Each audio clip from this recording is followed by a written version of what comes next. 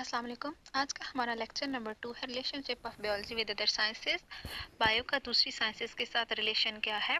पिछले लेक्चर में हमने पढ़ा था कि व्हाट इज बायो, बायो क्या है। बायो आपके पास क्या है, स्टडी ऑफ लिविंग ऑर्गेनिज्म। जब हम लिविंग ऑर्गेनिज्म की स्टडी करते हैं तो उसको हम क्या कहते हैं, बायोलॉजी कहते हैं, या स्टडी ऑफ लाइफ, लाइफ के बारे में जब हम लोग स्टडी करते हैं तो उसको हम क्या कहते हैं, बायो। अब आज के लेक्चर में हम पढ़ेंगे कि बायो का दूसरी साइंसेस के साथ क्या लिंक्ड है।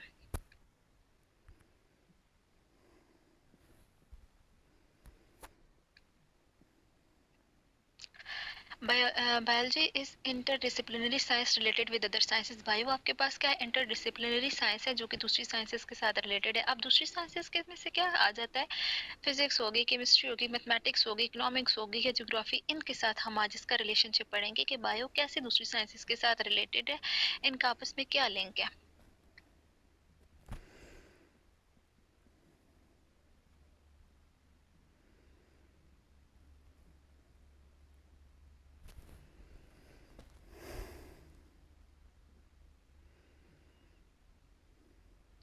सबसे पहले आपके पास आ जाती है बायोफिजिक्स। अब जैसे कि इसके नाम से शो हो रहा है, बायो और फिजिक्स का रिलेशन है। देखें क्या है, biophysics is the study of how living organism work using physics. इसमें हम लोग बायो को किसके साथ लिंक करके पढ़ते हैं, लिविंग ऑर्गेनिज्म के साथ इसकी स्टडी करते हैं।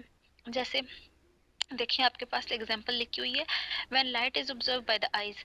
अब इसमें हम लोग किस चीज के बारे में स्टडी करेंगे, लाइट के बारे में। इस एग्जांपल की बात कर रही हूँ मैं। लाइट क्या, लाइट के बारे में स्टडी करेंगे और जब वो ऑब्जर्व होती है आई से। अब आईज आपके पास क्या है, लिविंग ऑर्गेनिज्म का एक ऑर्गन है, ठीक है, एक्सटर्नल ऑर्गन है। और लाइट क्या है, फॉर्म ऑफ वेव है या फॉर्म ऑफ एनर्जी है। तो अब इसमें क्या होता है, फिजिक्स और बायो दोनों आपस में क्या है, इंटरलिंक्ड है। हम इन दोनों का स्टडी करेंगे। एक आपके पास लाइट आ गई और दूसरा आपके पास क्या आ गया, आई आ गया। अब बायो और फिजिक्स क्या है, दोनों का मिक्सचर है। हम लोग लाइट की स्टडी भी करेंगे और कैसे लाइट जो है ह्यूमन आईज में एंटर होती है वो। नेक्स्ट आपके पास एग्जांपल है how DNA folds and work. अब आपको पता है डीएनए क्या होता है, हेरिडिटी मटेरियल होता है। तो डबल हेलिकल स्ट्रक्चर होता है, हेरिडिटी मटेरियल है, तो वो कैसे वर्क करता है। अब जो उसमें फोर्स इन्वॉल्व होगी वो कौन सी फोर्स होगी, मॉलिक्यूलर फोर्स। और अब आपके पास क्या है, फोर्स को, इसका फिनोमेना है, ये फोर्स हम लोग किस में स्टडी करते हैं, फिजिक्स में, ठीक है। ये हो गया बायो और फिजिक्स का रिलेशनशिप, ठीक है। लिविंग ऑर्गेनिज्म के अंदर जो भी, आप सिंपल कह रहे हैं कि लिविंग ऑर्गेनिज्म के अंदर जो फिजिक्स इन्वॉल्व होती है हम उसको स्टडी करते हैं।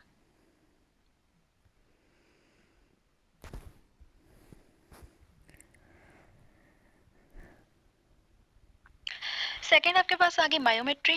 अब बायोमेट्री क्या है, biometry branch of mathematics which collect data of living organism. अब इसमें मैथ्स और बायो का रिलेशनशिप है। देखिए कोई भी डिजीज होती है तो हम उसके बारे में डेटा कलेक्ट करते हैं। अब डेटा जब हम कलेक्ट करते हैं तो वो नंबर्स की फॉर्म में कलेक्ट करते हैं, ठीक है, 1 2 3 अप टू सो ऑन।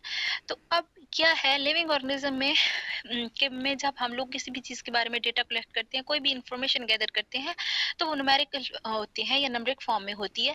तो अब क्या है, बायो और मैथ्स का आपस में रिलेशनशिप है। नीचे एग्जांपल्स देखें आप, जैसे counting how fast animal reproduce. अब एनिमल कितना फास्ट रिप्रोड्यूस करते हैं, अब उनका हम लोग नंबर काउंट करेंगे, ठीक है। या इसको भी किस तरह देख सकते हैं कि नीचे देखें दूसरी example, heart beat and blood flow. अब हार्ट बीट को हम लोग नंबर्स में काउंट करते हैं और ब्लड फ्लो को भी। जैसे आपको पता है कि ब्लड आपके पास क्या होता है, सिस्टोल और डायस्टोल होता है। अब सिस्टोल और डायस्टोल में मतलब हाई ब्लड प्रेशर और लो ब्लड प्रेशर, तो वो कैसे काउंट किया जाता है, 120/80। ये किस में काउंट करते हैं, न्यूमेरिक्स में, नंबर्स में। तो क्या है, बायोमेट्री और बायोमेट्री क्या है, मैथ्स और बायो का आपस में रिलेशनशिप है। जब हम मैथ्स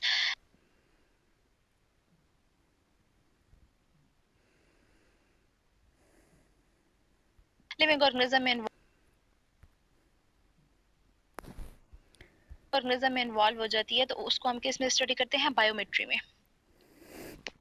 थर्ड आपके पास आ गया बायोकेमिस्ट्री। अब बायोकेमिस्ट्री क्या होता है, the study of chemical processes in living organism. अब लिविंग ऑर्गेनिज्म के अंदर हम केमिकल प्रोसेसेस को स्टडी करते हैं।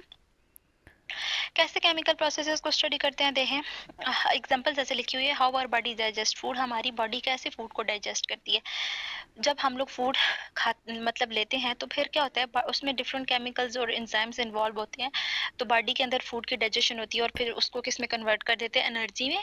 तो ये सारे का सारा केमिकल प्रोसेस होता है। इसके बारे में ये जो होता है स्टडी ऑफ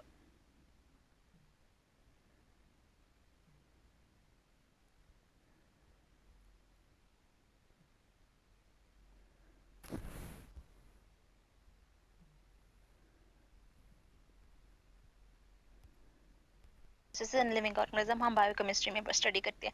उसके अलावा अब नेक्स्ट एग्जांपल देखें, how enzymes help in chemical reaction. Enzymes chemical reaction में हेल्प कैसे करते हैं। ये अब एंजाइम्स आपके पास क्या है, एंजाइम्स भी आपके पास कैटलिस्ट है जो केमिकल रिएक्शन को फास्ट करते हैं।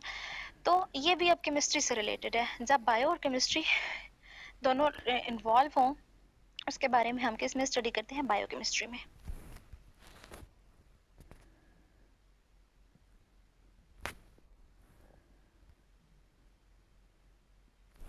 नेक्स्ट आता था आपके पास बायोजियोग्राफी। बायोजियोग्राफी क्या है, it is study of distribution of different organism in different areas. देखें डिफरेंट एनवायरनमेंट जो होते हैं उसमें वो सूटेबल होते हैं डिफरेंट लिविंग ऑर्गेनिज्म के लिए कि वो उसमें सर्वाइव कर सकें। जैसे आपके पास हो गया डेजर्ट के जो एनिमल हैं वो अब माउंटेन्स में या हिल में सर्वाइव नहीं कर सकते। इसी तरह जो माउंटेन या हिल्स के एनिमल्स हैं वो आपके पास प्लेन एरिया में सर्वाइव नहीं कर सकते। तो और इसी तरह जो आपके पास ठंडे इलाकों में रहने वाले ऑर्गेनिज्म है वो गर्म इलाकों में सर्वाइव नहीं कर सकते। ये क्या हुई हुई है, अब डिस्ट्रीब्यूशन हुई हुई है ऑर्गेनिजम्स की। इस सब के बारे में हम लोग किस में स्टडी करेंगे, बायोजियोग्राफी में। देखें एग्जांपल आपके पास tiger live in Asia and kangaroo in Australia. Tigers किधर रहते हैं, एशिया में रहते हैं, और कैंगरू किधर रहते हैं, अफ्रीका में, ऑस्ट्रेलिया में सॉरी। तो ये अब हम जो डिफरेंट लिविंग ऑर्गेनिज्म की डिस्ट्रीब्यूशन है वो हम किस में पढ़ेंगे, बायोजियोग्राफी में।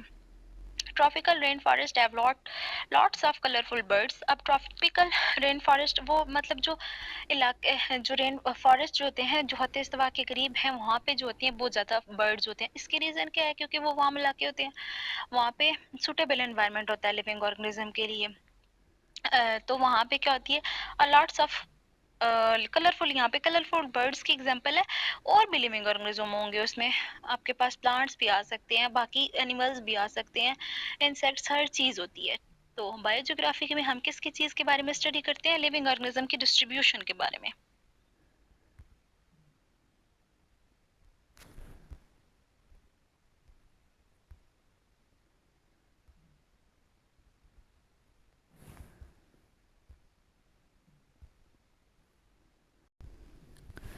अच्छा जी, लास्ट है हमारे पास बायोइकोनॉमिक्स। बायोइकोनॉमिक्स क्या होता है, it combine biology and economics to make natural resources useful. हम लोग इसमें किसके बारे में स्टडी करते हैं, बायो का इकोनॉमिक्स के साथ रिलेशनशिप। अब इकोनॉमिक्स क्या है, देखें हम डिफरेंट तरह की क्रॉप्स ग्रो करते हैं, ये एनिमल मवेशी वगैरह पालते हैं, तो उनसे हमें क्या हासिल होता है, मवेशियों से हमें दूध मिलता है, गोश्त मिलता है, फर मिलती है, तो हम उसको क्या करते हैं, सेल करते हैं, हमें प्रॉफिट मिलता है, ठीक है।